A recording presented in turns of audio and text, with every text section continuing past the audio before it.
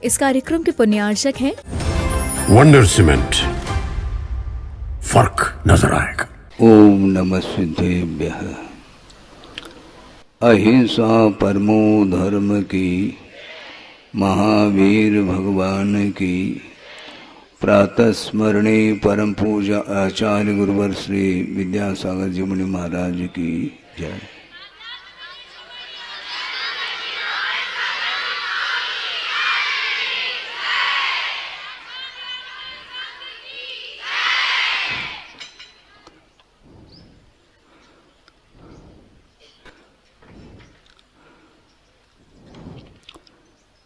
इस पवित्र स्थल में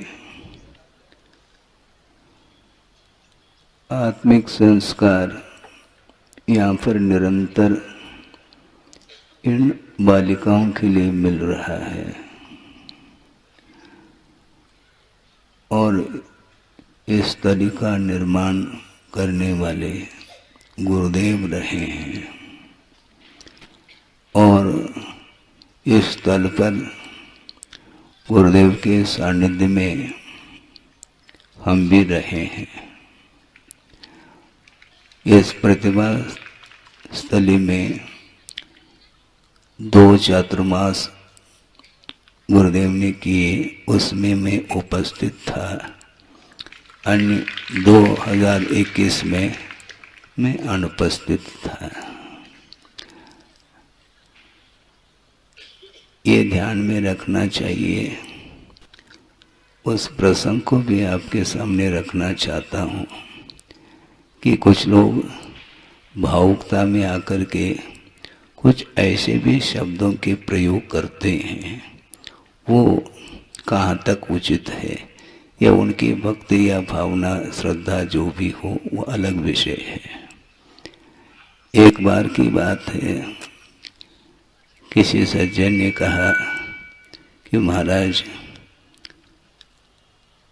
आपका संग सबसे बड़ा है, आप सुनते चले जाओ, उत्तर हमें अपेक्षित नहीं है। उन्होंने ये कहा कि महाराज और जितने भी उपसंग हैं उसके अपेक्षा से आपका बहुत बड़ा संग हुआ है। तो उसके लिए हमने उत्तर ये दिया था, उनको ये कहा कि आप अभी भी भूल में हैं। वो भूल क्या है हम बताना चाहते हैं कि ये मेरा संग नहीं, मैं संगस्त हूँ।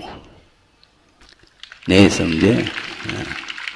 संग गुरुदेव का है, उस संगस्त मैं हूँ और संगस्त ही रहूँगा।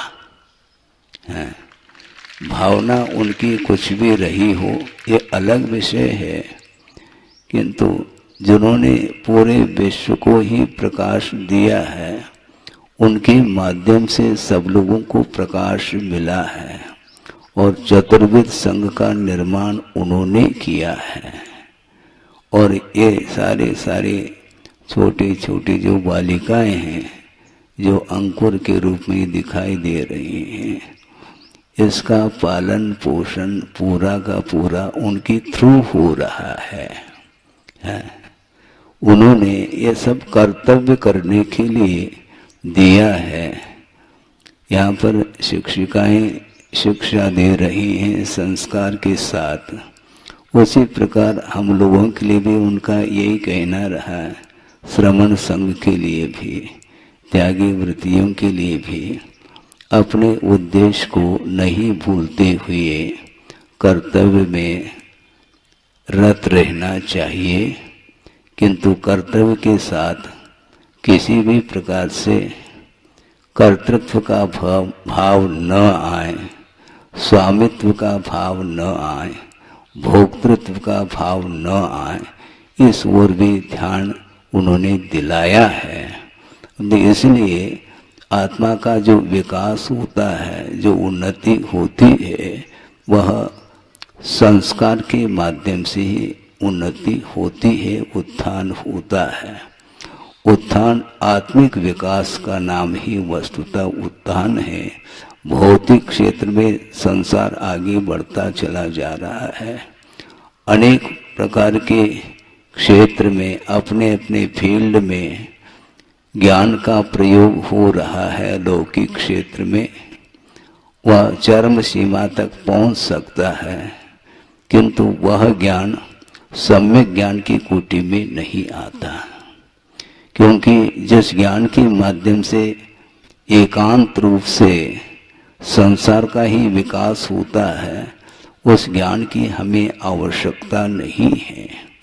और गुरुदेव का यही कहना और आगम कारों का भी यही कहना है, सांसारिक क्षेत्र में ज्ञान देने की कोई आवश्यकता इसलिए नहीं पड़ती है क्योंकि अनंतकालीन संसार संबंधी जो संस्कार हैं बहुत दृढ़ हैं। इसलिए खाने पीने इत्यादि संबंधी बोध देने की आवश्यकता नहीं। फिर किस बात को लेकर के बोध देने की आवश्यकता है महाराज? इस प्रकार आपके मन में विचार उत्पन्न हो सकता है। तो आत्मिक सुख शांति के क्षेत्र में जो अनन्य कारण माना जाता है वह सम्यक ज्ञान माना जाता है। और सम्यक ज्ञान के माध्यम से जो कुछ भी अपनी भूमिका योग्यता के अनुरूप आचरण के क्षेत्र में आगे बढ़ता चला जाता है व्यक्ति, तो उसका आचरण भी समीचीन माना जाता है। इसलिए आस्था और ज्ञान और विवेक के साथ जो आचरण में वह आगे बढ़ रहा है, तो उसका उत्थान चाहे विलंब से हो चाहे अविलंब हो, यह उतना महत्वपूर्ण नहीं है, किंतु विकास होना चाहिए।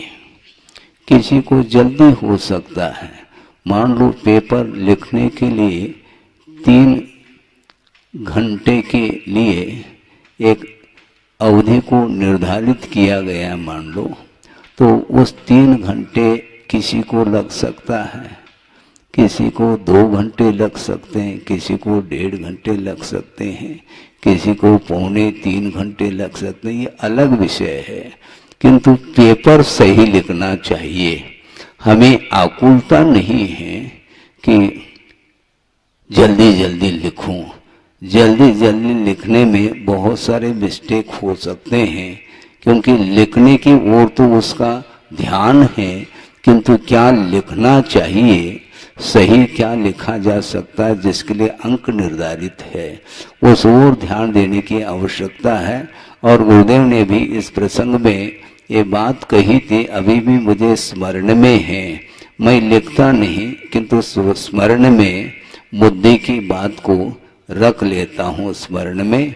उन्होंने ये कहा था कि प्रश्न पेपर सामने आ गया, अब आंसर लिखना है, उत्तर लिखना है, तो जल्दी जल्दी न लिखें, उदारता के साथ एक बार प्रश्न पेपर का ध्यान से अवलोकन कर लें, फिर बाद में उत्तर लिखें, ऐसा उनका कहना था। इसी से स्पष्ट है कि आकुलता के साथ जो कुछ भी कार्य किया जाता है उसमें असावधानी रहती, सावधानी नहीं रह पाती।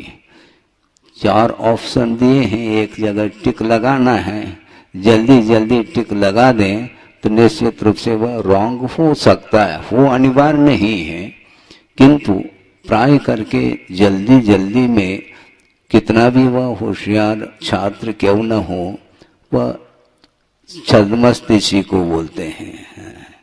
छद्मस्त अवस्था में ये मिस्टेक होते रहते हैं, किंतु सावधानी रखेंगे तो निश्चित रूप से वह पेपर को सही लिख पाता है। तो इसीलिए ये सारा विषय गुरुदेव ने दिया है और आप लोग उसमें निरंतर पुरुषार्थ कर रहे हैं, सही दिशा की ओर कर रहे हैं। इसलिए बार बार उद्बोधन और जो भी आप अपने शब्दों में बोलते हैं उसकी अपेक्षा मैं नहीं रखता, क्योंकि पूरी तरह से अपेक्षा की पूर्ति गुरुदेव करके, सुना नहीं, उन्होंने कौन सी अपेक्षा शेष रखी है, ये हमारी तरफ से ये सवाल है। उसका उत्तर मिल सकता है आप लोगों के द्वारा। सुना क्या नहीं? क्यों बच्चों?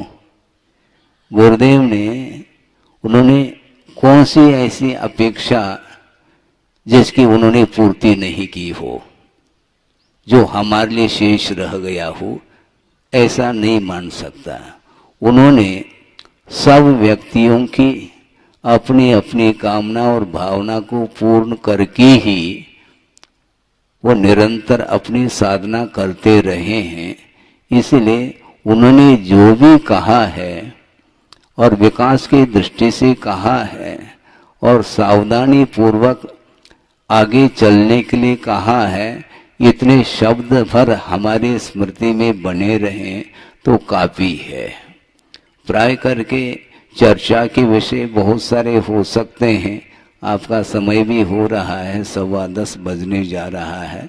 मैं अति संक्षेप में पूर्ण करने जा रहा हूँ कि उन्होंने जो जो बिंदु दी हैं, उन प्रत्येक बिंदु में सिंधु है। सुन रहे हैं क्या नहीं? हाँ, क्योंकि बूंद बूंद के मिलन से हाँ जल में गति आ जाए और सरिता बन सागर मिले, सागर बूंद समाए। इसलिए उन्होंने जो बिंदु दी हैं वो सारे सारे एक एक बिंदु में कई सागर समाहित हैं, ये ध्यान में रखें। और उन्होंने कितने बिंदु दिए हैं आप लिख नहीं पाए होंगे, क्योंकि लिखने के लिए बैठ जाते हैं, बहुत सारे बिंदु लिखने में नहीं आती हैं। उस ओर किसका ध्यान है? इसके उपरांत भी उनका ये कहना है कि सारे सारे बिंदु ध्यान में न भी आए, किंतु महत्वपूर्ण जो बिंदु हैं वह यदि स्मृति के विषय बन जाए तो निश्चित रूप से वो उस बिंदु की यात्रा सिंधु तक नहीं सागर तक हो सकती है। हो इस पवित्र भावना के साथ। अहिंसा परमो धर्म की जय। बोधि समाधि परिणाम शुद्धि स्वात्मोपलब्धि शिव शोक सिद्धि चिंतामणिम चिंतित वस्तुदाने त्वां वंदमानस्य ममास्तु देवी। परम पूजाचार्य गुरुवर श्री विद्यासागर जी मुनि महाराज की जय।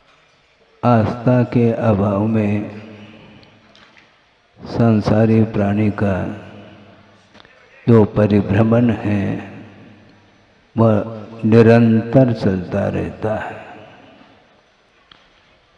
आस्था के अभाव में कषाय की मंदता तो हो सकती है पुरुषार्थ के माध्यम से, और बिना पुरुषार्थ के भी अंतर मुहूर्त में कषाय की मंदता हो सकती है, और उसके माध्यम से भी कुछ प्रशस्त प्रकृतियों का संचय हो सकता है, जिसको पुण्य प्रकृति बोलते हैं।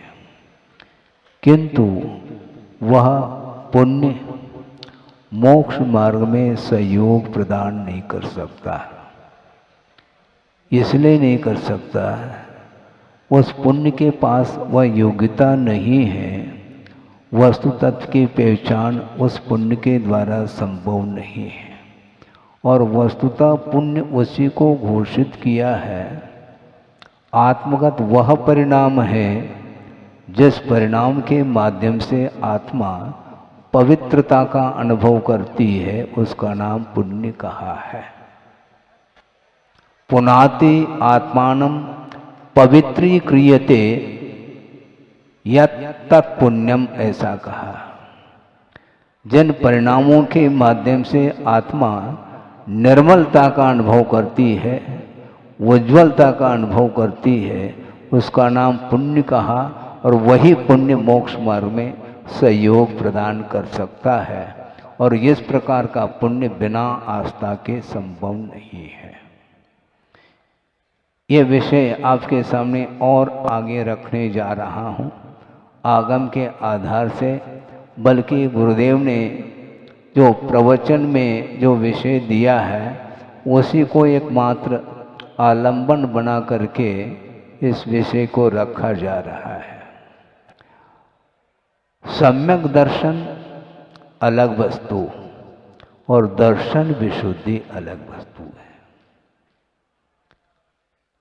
सम्यक दर्शन मात्र दर्शन विशुद्धि नहीं, किंतु दर्शन विशुद्धि उसको बोलते हैं दृष्टि की निर्मलता। दृष्टि अलग वस्तु और दृष्टि की निर्मलता अलग वस्तु। सम्यक दर्शन प्राप्त होने के उपरांत भी प्रति समय दृष्टि में निर्मलता हो अनिवार्य नहीं है। और यहाँ पर दृष्टि की निर्मलता का अर्थ क्षायिक सम्यक दर्शन को भी नहीं लिया गया। ये इस विषय को ध्यान में रखना चाहिए, क्योंकि क्षायिक सम्यक दर्शन उत्पन्न होने के उपरांत क्षोभम सम्यक दर्शन की अपेक्षा से वह बहुत कुछ निर्मल है, किंतु उसके पास ये अनिवार्य नहीं है कि वह तीर्थंकर प्रकृति का बंध कर ले। तीर्थंकर प्रकृति के बंध के योग्य जो निर्मलता है, उस निर्मलता का नाम ही दर्शन विशुद्धि कहा। और गुरुदेव का ये कहना है वह दर्शन में जो निर्मलता आती है वह तत्व चिंतन के माध्यम से आती है, ऐसा उनका कहना है।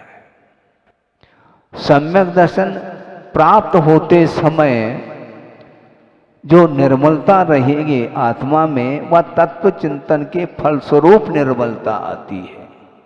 सम्यक दर्शन उत्पन्न होने के उपरांत भी विषय सेवन करते समय भी वह सम्यक दर्शन बरकरार बना रह सकता है। इसके उपरांत भी उस समय तीर्थंकर प्रकृति के बंध के योग्य परिणाम संभव ही नहीं। षोडश कारण भावना के माध्यम से सम्यक दर्शन में जो निर्मलता आती है उसका नाम दर्शन विशुद्धि ऐसा कहा है। तत्व चिंतन की ओर दृष्टि जाना बहुत कठिन है, और तत्व चिंतन की ओर दृष्टि असंयम की भूमिका में भी जा सकती है, जाती है। इसलिए असंयम अवस्था में भी वह गृहस्थ सदगृहस्थ तीर्थंकर प्रकृति के योग्य परिणाम कर लेता है, और उसके माध्यम से तीर्थंकर प्रकृति का बंध होता है। विश्व कल्याण करने के लिए बंधन भी बहुत आवश्यक है।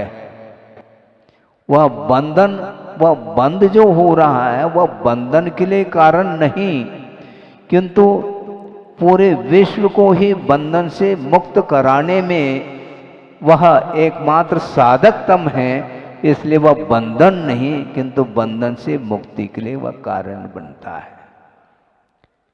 बहुत कठिन है, वहां तक दृष्टि जाना प्रत्येक जीव की वश की बात नहीं, क्योंकि विरल ही जीव होते हैं जो सासे पुण्य का अर्जन करते हैं। उसके लिए उपशम भाव की आवश्यकता है। उद्रेकता के साथ सम्यक दृष्टि भी क्यों न हो, वह तीर्थंकर प्रकृति का बंध नहीं कर सकेगा। ये आगम है। समझने के लिए सबको ये ज्ञात होगा आगम के माध्यम से कि बाहुबली और भरत जी, जो कि वृषभनाथ के ये पुत्र दोनों रहे, और भरत प्रथम पुत्र है, ज्येष्ठ है और अग्रज जिसको बोलते हैं, और बाहुबली अनुज है। दोनों अवधि ज्ञानी, दोनों उसी भव से मुक्त होने वाले, दोनों के पास क्षायिक सम्यक्त्व है। इसके उपरांत भी तीर्थंकर प्रकृति के योग्य परिणाम उनके अंदर नहीं है, और वृषभनाथ भगवान के अंदर तीर्थंकर प्रकृति के योग्य परिणाम उनके अंदर थे पूर्व भव में, और उसके माध्यम से तीर्थंकर प्रकृति का बंध उन्होंने किया, और उसके माध्यम से विश्व का कल्याण उनके निमित्त से होने वाला है। इसलिए एक सामान्य केवली और तीर्थंकर केवली में इतना अंतर देखने में आता है। हालांकि केवल ज्ञान के अपेक्षा से इन दोनों में कोई भी फर्क नहीं है, क्योंकि केवल ज्ञान क्षायिक हुआ करता है। केवल ज्ञानावरणी कर्म के क्षय से उत्पन्न होने वाला वह केवल ज्ञान, उसमें किसी भी प्रकार से कोई व्यत्यास नहीं, अर्थात अंतर नहीं है। सामान्य और विशेष ये जो भेद आया है, ये तीर्थंकर प्रकृति के बंध की विशेषता को लेकर के आया है। इसलिए विश्व कल्याण की भावना रखने वाला व्यक्ति, उसके अंदर जो परिणाम होते हैं वह विशिष्ट परिणाम माने जाते हैं।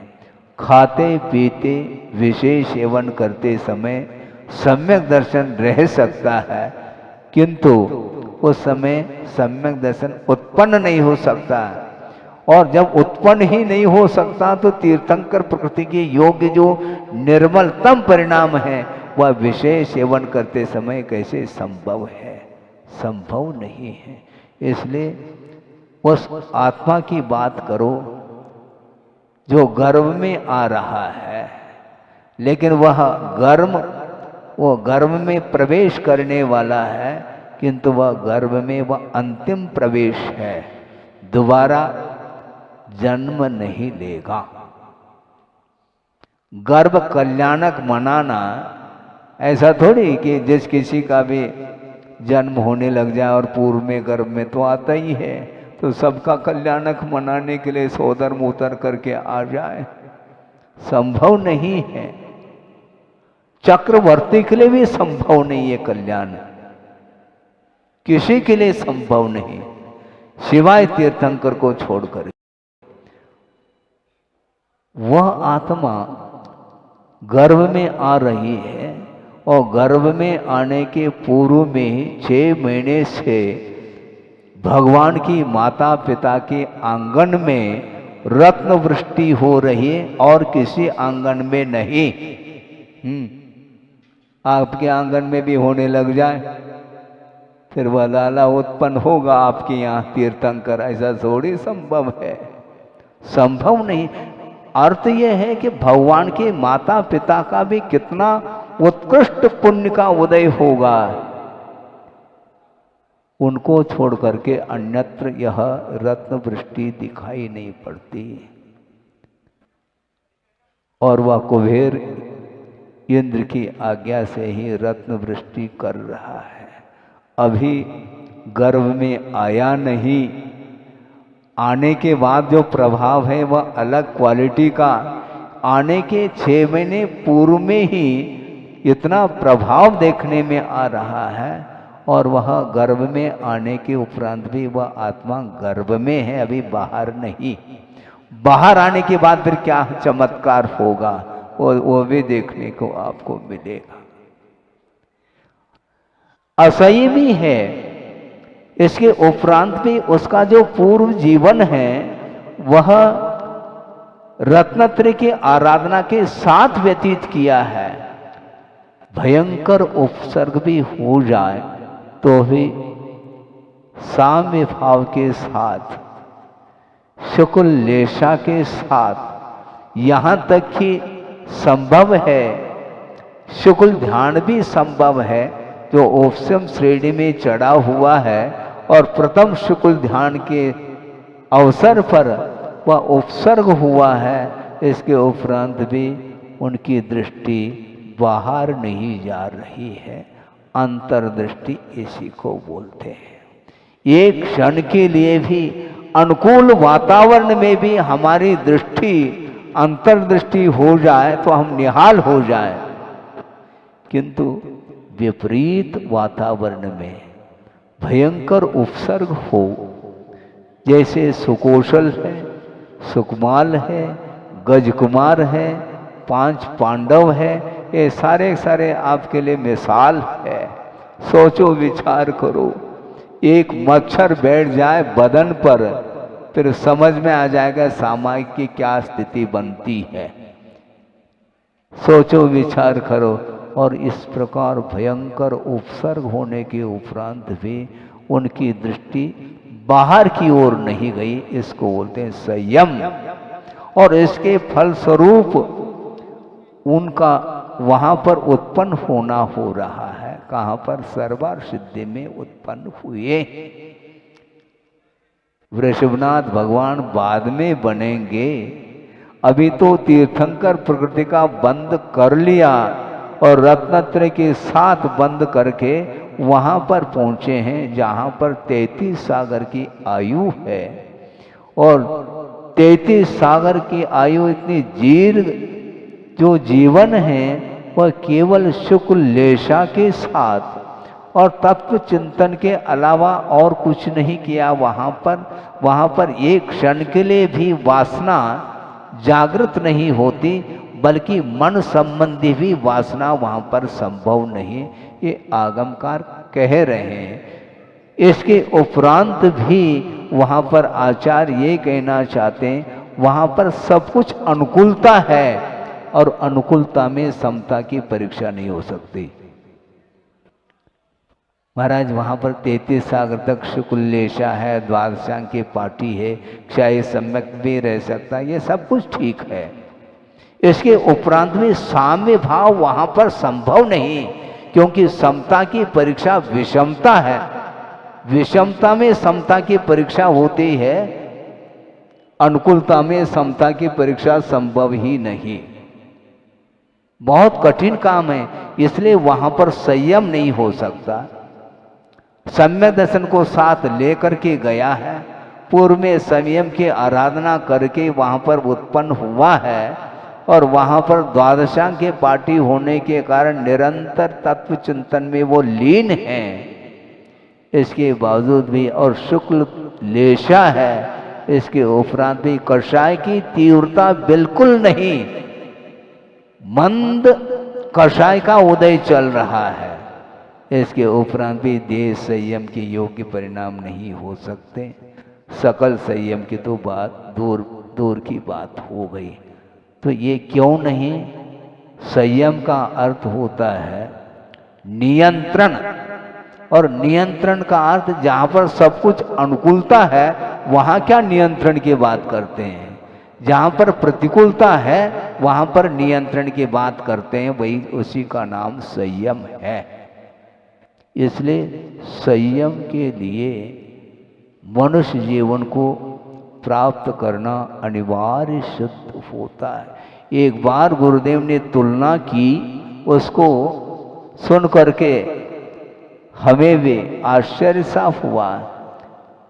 आश्चर्य होना नहीं चाहिए, कि तो उस एंगल से जब तक नहीं सोचेंगे तब तक वह विस्मय के लिए कारण ही सिद्ध होता है। उनका ये कहना था गुरुदेव का, वहां पर सर्वार सिद्धि में रहने वाले जो अहमिंद्र है वो क्षायिक सम्यक दर्शन होने के उपरांत भी वहां पर अविरत सम्यक दृष्टि है, अनुवृत्ति नहीं। और यहां पर कहां पर? कर्म भूमि का जो जीव है, तिर्यंच गति का जीव पशु, उसके अंदर अनुवृत्त के भाव जागृत हो सकते हैं और पंचम गुण स्थानवर्ती व श्रावक माना जाता है। और उस क्षायिक सम्यक दृष्टि की अपेक्षा से भी असंख्यात गुणी निर्जरा कौन कर रहा है? पंचम गुण स्थानवर्ती देश संयमी कर रहा है। इसको बोलते हैं संयम। कंट्रोल रखो। मन बहुत असंतुलित रहता है, वो रहेगा। वो विपरीत वातावरण में जब हम रहते हैं तो उन पदार्थों का प्रभाव पड़ता है, किंतु पड़े अनिवार्य नहीं। हमारी दृष्टि जब तक दोषपूर्ण रहेगी तब तक वह वस्तु का प्रभाव आपके ऊपर, उपयोग के ऊपर पड़ेगा। उसके कारण ही हमारा मन संतुलित नहीं रह पाता। मन को नियंत्रण में रहना खेल नहीं है।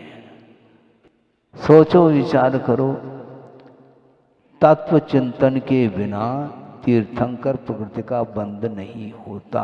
इसी को बोलते हैं निर्मल दृष्टि। हाँ, निर्मल दृष्टि का नाम दर्शन विशुद्धि। सम्यक दर्शन मात्र दर्शन विशुद्धि नहीं, किंतु दृष्टि की जो निर्मलता है उसका नाम दर्शन विशुद्धि, और वह तत्व चिंतन की भूमिका में ही संभव है, ऐसा कहा है।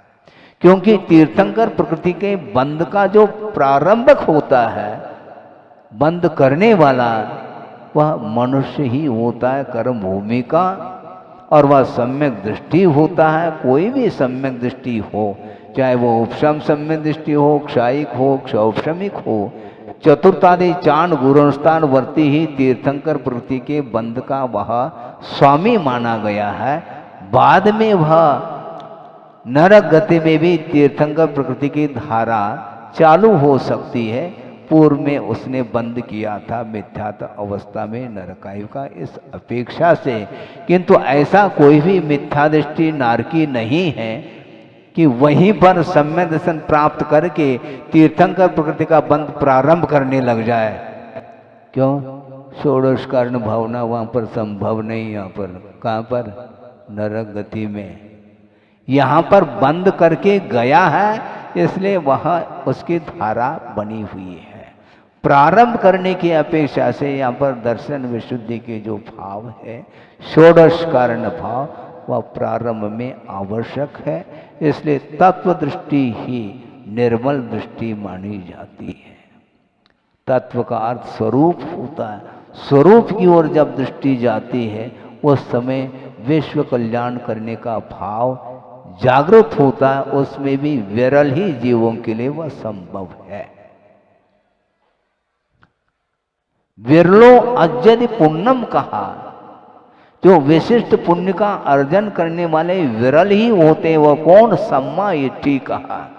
विरलो अज्जदि पुण्यम सम्मा दिट्ठि वही संयुक्तो, व्रत से जो संयुक्त होता है, देशवृत्ति अथवा महावृत्ति से युक्त होता हुआ जो सम्यक दृष्टि है, ऐसे विरल ही सम्यक दृष्टि पुण्य का अर्जन करते हैं। ओसम भावी जुदो कहा, उपशम भाव से युक्त होता हुआ, और निंदन ग्रहाय संयुक्तो, अपनी आत्मा की निंदा और ग्रहा से युक्त होता हुआ वह सम्यक दृष्टि इस प्रकार विशिष्ट पुण्य का संचय करता है।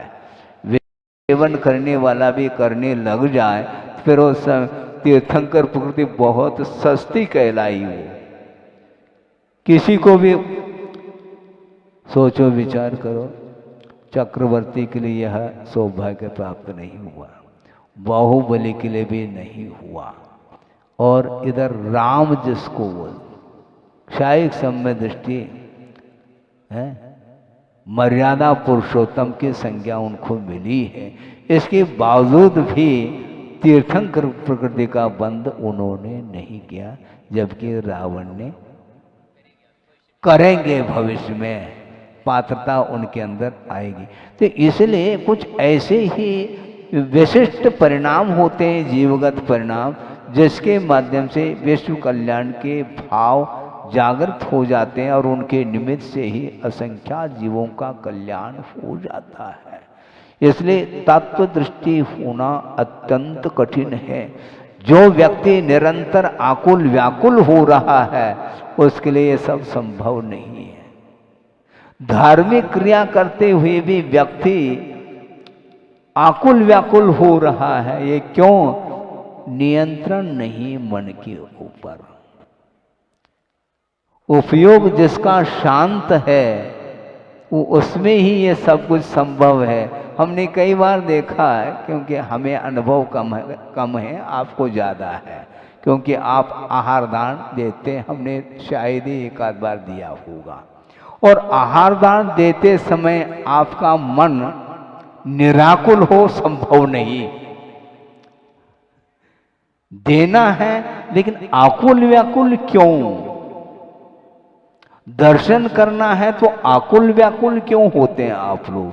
हम बाहर से निकले नहीं, दौड़ लगाने, अरे कहीं जा थोड़े नहीं भैया, आप शांति से दर्शन करो।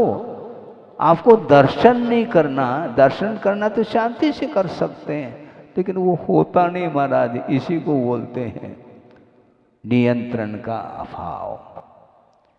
भगवान के सामने ऐसे करते हैं क्या? शायद ही करते होंगे। नहीं, वहां पर नहीं करेंगे, क्योंकि भगवान देखते ही नहीं कौन पूजन कर रहा है, कौन अभिषेक कर रहा है, वो देखते ही नहीं। और हम देखते हैं, इसलिए आपके अंदर वह आकुलता और जागृत होती है। महाराज हमारी तरफ आप क्यों नहीं देख रहे हैं? अरे आपको पूजन करना है, हम देखें अथवा न देखें इससे क्या प्रयोजन है आपको? आप अपना काम करो ना, आप अपना कर्तव्य करो। किंतु कर्तव्य साइड में रह जाता है, वह राग उदीरित हो जाता है, इसके कारण ही वह गाफिल होता है। ये असंयम में इसी प्रकार होता है। अनुवृत्ति होने के उपरांत भी वह गाफिलता पूर्णतः समाप्त नहीं होती। सकल संयम की आवश्यकता, बल्कि सकल संयम में भी जब प्रमाद की भूमिका में आते हैं श्रमण लोग, उनका भी मन उस प्रमाद के कारण क्षुब्ध हो जाता है। असाता की उदीर्णा और साता की उदीर्णा छठे गुण स्थान तक ही बताइए। क्यों? ठीक है ना? हाँ बिल्कुल ठीक है, क्योंकि सिद्धांत है, बीच बीच में कहीं विस्मरण न हो, इसलिए पूछा जाता है। साता हो चाहे असाता हो, इसकी जब उदीर्णा होती है किसी भी पदार्थ के निमित्त को लेकर के, उस समय उसका मन, उसका उपयोग शांत नहीं रह सकता है। कब शांत होगा? शांत होने के लिए ही प्रतिक्रमण आदि किए जाते हैं, फिर मन शांत हो जाता है और आकुलताएं समाप्त होती है, तब जाकर के वह सामायिक में लीन हो सकता है।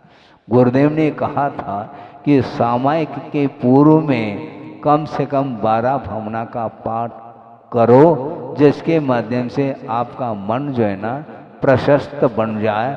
तो सामायिक की भूमिका के लिए वो बहुत आवश्यक है। और सामायिक के पूर्व ही मान लो कुछ ऐसी चर्चाएं चल रही हैं जिन चर्चाओं से कोई भी प्रयोजन सिद्ध नहीं हो रहा है, तो वह क्या सामायिक कर सकता है?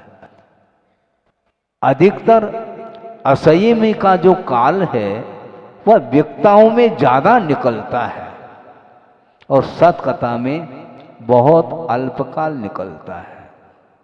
स्वाध्याय की बात करेंगे, तत्व चर्चा की बात करेंगे, तो आपको वह तत्व चर्चा सुहाती नहीं, किंतु व्यक्ताओं को लेकर के घंटों आपका समय निकल जाता, पता नहीं पड़ता रात कैसी व्यतीत होती है।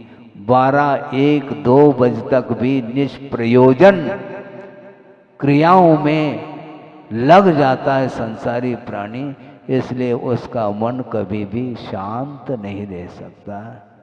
मन को शांत करने के लिए कषाय का शमन करना अनिवार्य शुद्ध होता है। जब तक वह कषाय शमित नहीं होगी, तब तक वह तत्व चिंतन की भूमिका नहीं बन सकती है।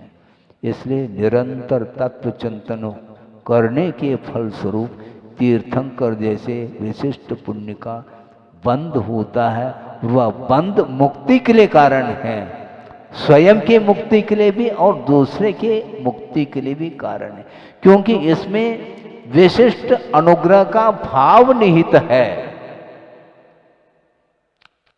और इसी को बोलते हैं दान। अनुग्रहार्थम स्वस्य अत्सर्ग दानम कहा। स्वयं के ऊपर और दूसरे के ऊपर अनुग्रह का जो भाव होता है विशिष्ट, उसका नाम ही दान है। केवल आहार दान ही नहीं, क्या केवल आहार दान को आप लोगों ने प्रमुख माना है? आहार दान भी है ऐसा कहो ना, अनेकांत का सहारा ले लो। आहार दान भी है, औषध दान भी है, आश्रय दान भी है, ज्ञान दान भी है, ये नहीं है क्या? तो इन सभी दानों में सुनो, इन सभी दानों में वही विधि जो आहार दान की विधि है। पात्रा पात्र का विवेक रखे बिना हम जिस किसी के सामने हम दान की बात करेंगे तो उपयुक्त नहीं है। पात्र होना चाहिए जिसके अंदर बहुमान जागृत होना चाहिए मार्ग के प्रति, सच्चे देवगुरु शास्त्र के प्रति आदर भक्ति का भाव जिसके अंदर उमड़ रहा है वह वस्तुतः देशना का पात्र माना जाता है। देशना लब्धि के बिना सम्यक की उत्पत्ति नहीं होती है। इसलिए जिस किसी के सामने हम तत्व चर्चा करना पसंद नहीं करते हैं, आचार्यों ने कहा सामान्य रूप से भाषा समिति का आलम्बन ले करके उपदेश दे दें, इतना ही पर्याप्त है। क्योंकि षटखंड आगम जैसे जो गूढ़ सिद्धांत ग्रंथ हैं उसको यदि खोलेंगे किसी के सामने उसको बात कुछ समझ में आएगी नहीं और उसके प्रति आदर का भाव और अरुचि बढ़ती चली जाती है। जिसके अंदर रुचि है उसी को दिया जाता है। भूख होनी चाहिए, भरपेट भोजन करके बैठा है तो उसके लिए थाली परोस दे, रुचि नहीं उसकी, तो उसी प्रकार इसमें रुचि जागृत होनी चाहिए। भले उसके अंदर संवेदन हो अथवा ना हो, किंतु कषाय यदि मंद है तो उसमें स्वीकृति आ सकती है। कैसे कैसे उदाहरण मिलते हैं आगम ग्रंथों में, पढ़ा नहीं है क्या? आपको विस्मय होगा। ये भी कोई त्याग है आप कह सकते हैं। कौन सा? पहली मछली छोड़ो। क्या कहा? पहली मछली छोड़ो, त्याग का उपदेश है। तो दूसरी मछली को ग्रहण करो ऐसा उपदेश दे रहे हैं क्या? ग्रहण करने का उपदेश नहीं, क्योंकि मेरे उपदेश के बिना ग्रहण कर रहा है वो, इसलिए त्याग का उपदेश दिया है। देखो आचार्यों की जो विशाल दृष्टिकोण है, किस प्रकार जीव को हम संबोधित करें जिसके माध्यम से जीव का विकास हो। तो विकास की दृष्टि होनी चाहिए, तो उसके अंदर पात्रता आती है, लाने वाला चाहिए। किंतु हाथ जोड़ता है जी महाराज। हाँ। और आप कहेंगे इसमें ये कौन सा त्याग है? ये भी कोई त्याग है क्या? हाँ ठीक है, आप बहुत ऊपर उठ गए ना। हाँ, इसलिए ये मन में भाव आ रहा है, ये भी कोई त्याग है क्या? आपका स्तर बड़ा हुआ है, किंतु उस स्थान से आप गुजर गए हैं, ये ध्यान रखो। आपको जो आर्य खंड में जो उच्च कुल मिला है उसको नहीं मिला है। वह नीच कुल में पैदा हुआ है, किंतु नीच कुल में पैदा होने के उपरांत भी यदि कषाय की मंदता है तो उसका विकास कोई भी रोक नहीं सकता।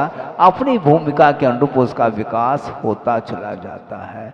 इसलिए आत्मा का विकास जो होने जा रहा है, आत्मा गर्भ में वाली है, उसके पूर्व में ये दशा है, और जन्म लेने के उपरांत फिर क्या दशा, और फिर दीक्षित होने के उपरांत कथाई हम अवर्णनीय विषय हो, अकथनीय विषय माना जाए। हम कथा क्या कर सकते हैं उस विषय में? गणधर परमेष्टि भी असमर्थ सिद्ध होते हैं वस्तु तत्व के विश्लेषण करने में, क्योंकि केवल ज्ञान के माध्यम से जो वस्तु की विराटता जानने में आती है वह छद्मस्त ज्ञान के द्वारा संभव नहीं। इसलिए जो केवल ज्ञान गम्य विषय है वहाँ तक हमें पहुँचना है, तो कम से कम शांति के साथ बैठ करके सुनो तो सही। अभी हमने आपको मौन दे दिया क्या? आप शांत बैठे हैं, किसी के अंदर कोई आकुलता नहीं, और जो ही जन्मानी स्थिति हुई फिर शोरगुल चालू। क्यों? वह स्वभाव है, और ये स्वभाव नहीं है, ये तात्कालिक है। क्योंकि प्रवचन सुनना है, बहुत अच्छा विषय देंगे महाराज, एकाग्र होकर के सुनना, और सुनने के उपरांत उसके बाद तुरंत वह विषय डिलीट हो जाता है, अपने स्वभाव में आ जाता है। वो आता है, इसी का नाम प्रकृति है। ये वैभाविक स्वभाव इसी को बोलते हैं। उसको समाप्त करने के लिए भव लग जाएंगे, कितने भव लग जाएंगे हम कह नहीं पाएंगे। और वृषभनाथ भगवान का जो जीव निर्वाण को प्राप्त हुआ है, कितने भव में उन्होंने साधना की होगी, किस ढंग से की होगी, उसका व्याख्यान हम नहीं कर पाएंगे, क्योंकि व्याख्यान करने के लिए अपने भीतर भी तो योग्यता होनी चाहिए। हम कहाँ तक विश्लेषण कर पाएंगे, संभव नहीं। और विश्लेषण करना फिर भी सरल है, किंतु उसको जीवन में प्रैक्टिकल रूप उसको देना अत्यंत कठिन हो जाता है। हाँ, जीवन में उतारना बहुत कठिन है बंधुओं। अपने आत्मानुशासनकार गुणभद्र स्वामी हुए, उन्होंने एक श्लोक दिया है, वह मूल श्लोक भी मुझे स्मरण में है और उसका जो अनुवाद किया है गुरुदेव ने वह भी मुझे स्मरण में है। इसलिए संस्कृत श्लोक को न कह करके, क्योंकि उसमें जटिलता हो सकती है, अनुवाद आपके सामने रख रहा हूं। उभय लोक की हित की बातें। आप सुन रहे हैं? हिंदी समझ में आ रही क्या नहीं? हाँ, इंग्लिश तो नहीं बोल रहा हूं मैं। उभय लोक की हित की बातें कई सुनाते सुनते थे। उभय लोक की हित की बातें कई सुनाते सुनते थे, विगत काल में भी दुर्लभ थे, सुनते सुनते गुणते थे। विगत काल में भी दुर्लभ थे। कौन? सुनते हुए जो गुणने वाले यानी अनुकरण करने वालों की संख्या भी विगत काल में भी वह दुर्लभ थे वो। इसलिए उभय लोक की हित की बातें कई सुनाते सुनते थे, विगत काल में भी दुर्लभ थे, सुनते सुनते गुणते थे। धर्म सुनाता कौन सुने अब, धर्म सुनाता कौन सुने अब, वे भी दुर्लभ विरल मिले, वे भी दुर्लभ विरल मिले। और हित पथ पर चलने वाले तो ईद चंद्र सम विरल खिले, ऐसा कहा। आज वर्तमान में भी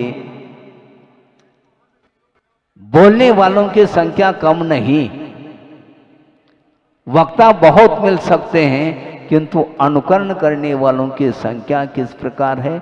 ईद का चंद्रमा वो दिखाई नहीं पड़ता, बहुत वह विरल होता है।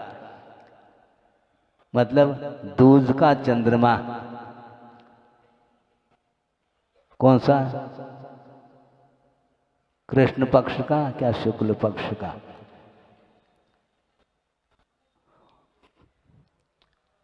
पूर्णिमा के दिन तो सारे कलाएं व्यक्त हो चुकी हैं चंद्रमा के। अब कृष्ण पक्ष चालू हो जाता है और कृष्ण पक्ष पूर्णतः समाप्त होते ही अमावस्या आ जाती।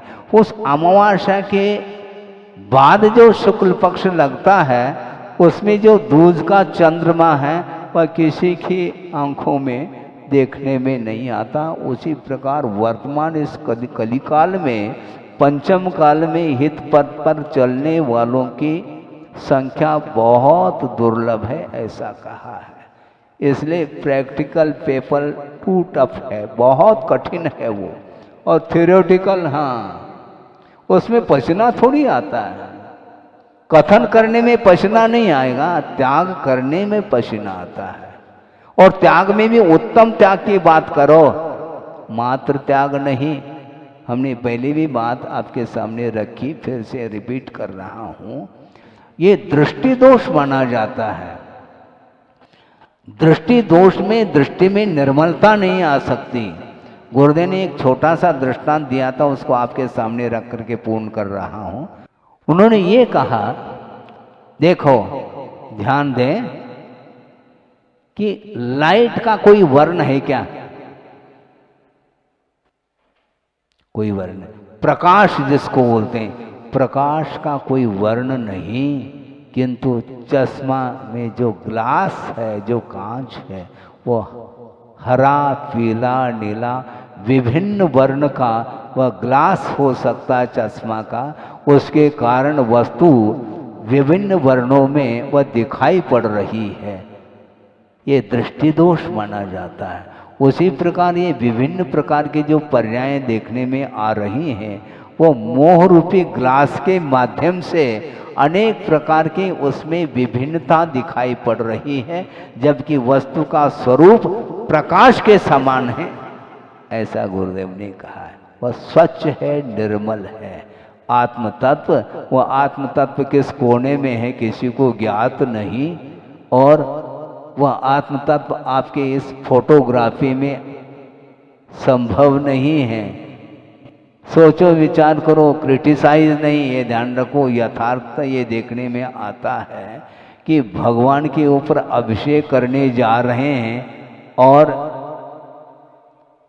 सामने कैमरा है, दृष्टि कैमरे की ओर जा रही है, तो वह कैमरा में वह जीव आ रहा है। कैमरा में क्या आ रहा है?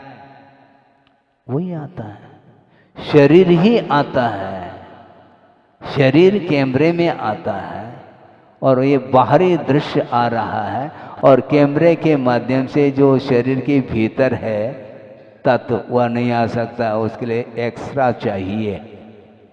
सोनोग्राफी, फोटोग्राफी नहीं, सोनोग्राफी के माध्यम से भीतर का दृश्य हम देख सकते हैं, कहाँ पर किस अंग में, किस पार्ट में, बॉडी के पार्ट में खराबी आई है।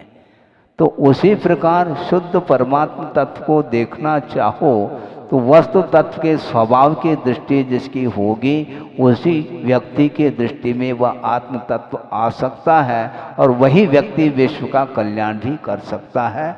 इसलिए सम्यक दर्शन मात्र दर्शन विशुद्धि नहीं, किंतु दृष्टि की निर्मलता का नाम दर्शन विशुद्धि है, ऐसा गुरुदेव ने प्रवचन के अवसर पर कहा था। आपका समय होने जा रहा है, क्योंकि समय रुकेगा नहीं। वो आप सो चाहे जागृत रहो, कुछ भी कार्य करो, वह एक समय के लिए भी वह रुकता नहीं है, निरंतर बैक नहीं, आगे आगे चलता चला जाता है। अनंत काल व्यतीत हुआ, मोह के साथ जीव का परिणमन चल रहा है, अभी भी मोह से ऊब नहीं रहा है। अभी राग अच्छा लगता है, और वीतरागता की बात करेंगे तो ऐसा लगता है जैसे सफोकेशन हो रहा है, घुटन पैदा हो रही हो ऐसा लगता है।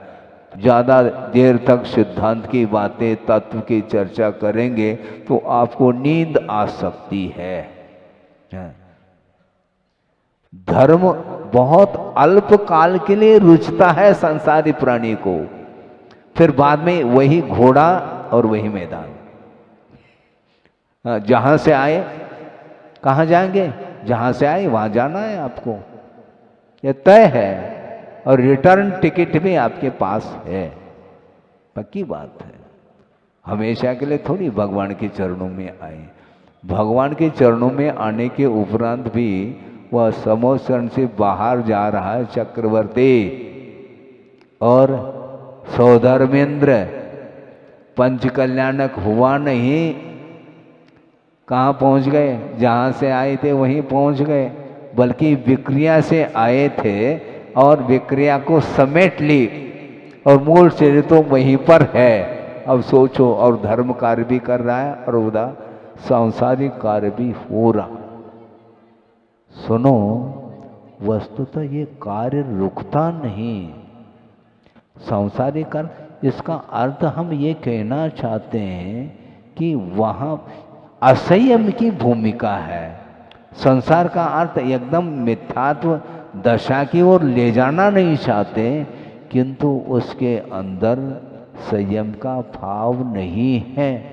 भगवान के चरणों में रहने से संयम ग्रहण करने के भाव हो सकते हैं, लेकिन वहाँ पर मूल शरीर में वहाँ पर जो आनंद आता है वो अलग ढंग से आता है, क्योंकि ये पैरेलल चल रहा है।